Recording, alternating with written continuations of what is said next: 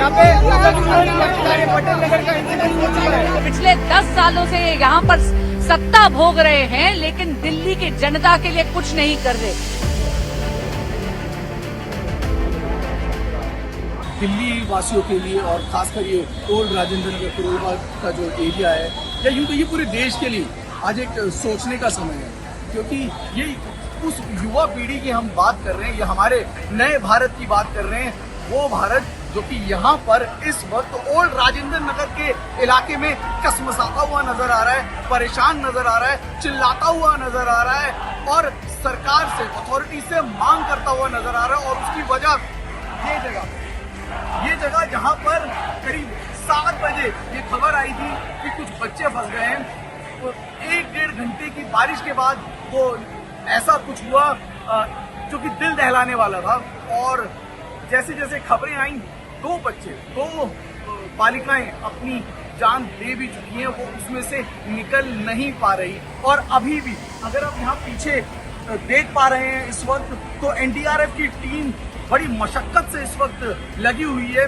उस जो कि माना जा रहा है कि अभी भी वहां कोई फंसा हुआ है, उसको निकालने की कोशिश में बड़े बड़े मोटे पाइप्स आप इस वक्त देख रहे हैं, जिससे कि पानी को निकालने की कोशिश की जा रही है। और आप सोचिए कि ओल्ड राजेंद्र नगर का ये इलाका, जहां पर ये स्टडी सेंटर, उसके नीचे बेसमेंट, कार पार्किंग के नीचे बेसमेंट की मैं बात कर रहा हूँ उस वक्त, जहाँ पर एक लाइब्रेरी थी और उस लाइब्रेरी में 30-40 बच्चे आमतौर पे 24/7 जो चलता है पढ़ते हुए नजर आते हैं, ये वहाँ पर ये बच्चे फंसे थे। और 2 तो मैंने जैसे कहा कि बालिकाएं निकल नहीं पाई, और एक की अभी भी 7 बजे ये खबर आई थी। रात के 1 बजकर इस वक्त 10 मिनट हो चुके हैं। यहाँ पर स्टूडेंट्स का इस वक्त हुजूम चारों तरफ मौजूद है, सभी चिल्ला रहे हैं, मांग कर रहे हैं। और दयनीय स्थिति कहना चाहूंगा, ये वो कोचिंग सेंटर हैं जो कि 2.5 लाख रुपए फीस में लेते हैं। एक टाइम में 700 से ज्यादा बच्चे पढ़ते हैं। और अगर मैं बस एक अनुमान के तौर पर आपको कहूँ तो 200-250 करोड़ का धंधा है जो कि आपको एक कोचिंग सेंटर करता हुआ नजर आता है। सभी बड़े कोचिंग सेंटर, सभी माने हुए कोचिंग सेंटर जो कि रील्स में, स्टोरीज में, वीडियोस में आपको नजर आते हैं, बड़े बड़े IAS एस्पिरेंट्स जहाँ से निकलते हैं, ये वो जगह है राजेंद्र नगर, पूसा रोड का वो इलाका जहाँ पर अब फैमिलीज हटती हुई नजर आ रही है। और उसकी वजह ये है कि यहाँ पर अब सिर्फ बच्चे अपना भविष्य बनाने के लिए आते हैं। और यहाँ पे भी वो बच्चा जानता नहीं था जो उस वक्त नीचे पढ़ रहा था कि शायद मैं सुबह देखूंगी ही नहीं। उस बच्चे को ये अंदाजा नहीं था, जिस भविष्य के लिए वो यहाँ पर आई थी, वो भविष्य अब उसका रहेगा नहीं। सोचिए उन माता पिता के बारे में जो इस वक्त टकटकी लगाए होंगे यहाँ पर, उसके बारे में, उनके बारे में सोचिए जो अभी भी अपने बच्चे के बाहर आने का इंतजार कर रहे हैं। ये स्थिति यहाँ पर इस वक्त बहुत ही गंभीर बनी हुई है।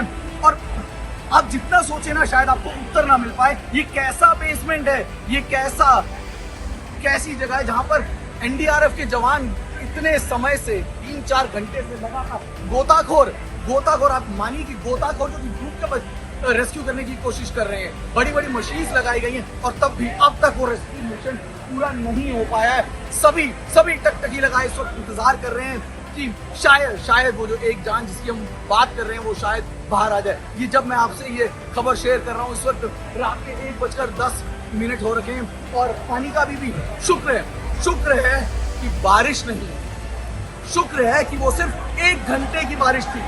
शुक्र है कि ये एक ऐसा एरिया है जहाँ पर अस्पताल मौजूद है, सर गंगाराम हॉस्पिटल, यहाँ पर BLK हॉस्पिटल मौजूद है, सभी कुछ चीजें यहाँ मौजूद हैं, तब भी उन जानों को बचाया नहीं जा सका। और ये पहला इंसिडेंट नहीं है जो इस इलाके में हुआ है। इससे पहले भी ये जो करोल बाग इसके साथ का इलाका है, यहाँ से कुछ 200 मीटर की दूरी पर ऐसा ही एक अग्निकांड हुआ था।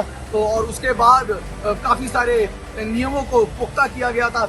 ये जितने कोचिंग सेंटर यहाँ पर मौजूद हैं और बहुत सारे मौजूद हैं, सभी में बेसमेंट मौजूद है, सभी में बच्चे 24/7 पढ़ते हैं। सोचने वाली बात है, हो सकता है कि इस इंसिडेंट के बाद एक बार फिर से लगाम लगाई जाए, एक बार फिर से पॉलिटिकल रस्साकशी चले, बीजेपी को शायद ललकारती नजर आए। ये अरविंद केजरीवाल के भ्रष्टाचार का इससे जीता जागता उदाहरण नहीं हो सकता। पिछले 15 दिनों से यहाँ की स्थानीय जनता पीछे खड़ी है, चिल्ला के यहाँ के विधायक दुर्गेश पाठक को कह रही थी नालों की सफाई करा दो, नालों की सफाई करा दो, लेकिन ये भ्रष्टाचारी तंत्र पूरा का पूरा इन बच्चों की जिंदगी ले लिया। पिछले 10 सालों से ये यहाँ पर सत्ता भोग रहे हैं, लेकिन दिल्ली की जनता के लिए कुछ नहीं कर रहे। स्थानीय लोग बार बार एक सप्ताह से बोल रहे हैं कि नाले की सफाई करवा दीजिए। नाले की सफाई अगर माननीय विधायक दुर्गेश पाठक जी और माननीय मुख्यमंत्री अरविंद केजरीवाल जी की सरकार ने कराई होती तो आज ये बेसमेंट जलमग्न नहीं होता और बच्चों की जान नहीं जाती। और ये पहला वाकया नहीं है, आप जानते हैं पिछले दिनों ही इसी तरह वाटर लॉगिंग और इलेक्ट्रोक्यूशन के कारण पटेल नगर में एक एस्पिरेंट की डेथ हुई है। उससे पहले 2 बच्चे जो दूध लेने जा रहे थे वो भी जलमग्न होकर इलेक्ट्रोक्यूशन के कारण उनकी डेथ हुई है। कब तक दिल्ली वासी अपने प्राण इस तरह खोते रहेंगे इनकी लापरवाही के कारण? लेकिन जिम्मेवारी कोई नहीं उठाएगा और शायद उन माँ बाप को कोई उत्तर भी नहीं दे पाएगा।